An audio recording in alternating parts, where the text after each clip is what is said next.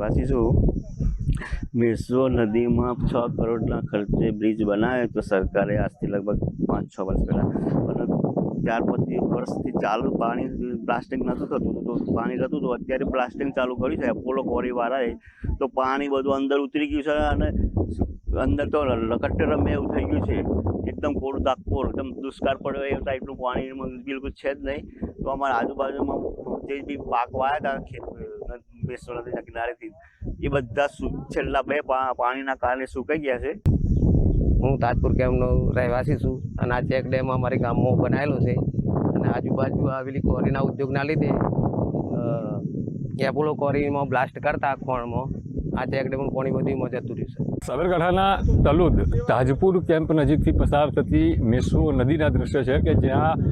5-1 વર્ષ અગાઉ રાજ્ય સરકાર દ્વારા આસપાસના ખેડૂતોની રજૂઆતોને ધ્યાને લઈને 6 કરોડની માતબર રકમના ખર્ચે અહીંયા ચેક ડેમ છે તેનું નિર્માણ કરવામાં આવ્યું હતું, પરંતુ સદનસીબે આરસુ અધિકારીઓ અને બેજવાબદાર તંત્રને પગલે અહીંયા જે નદી પસાર થાય છે તે નદીની આસપાસનો વિસ્તાર છે જ્યાં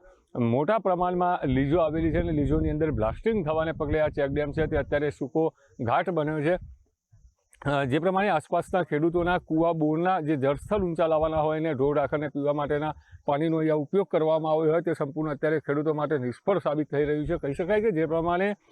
બ્લાસ્ટિંગની મંજૂરી અહીંયા તંત્ર દ્વારા આપવામાં આવી છે અને બ્લાસ્ટિંગના પગલે જે ડેમની અંદર રહેલું પાણી છે તે સમગ્ર સૂકું પડ્યું છે, એટલે કે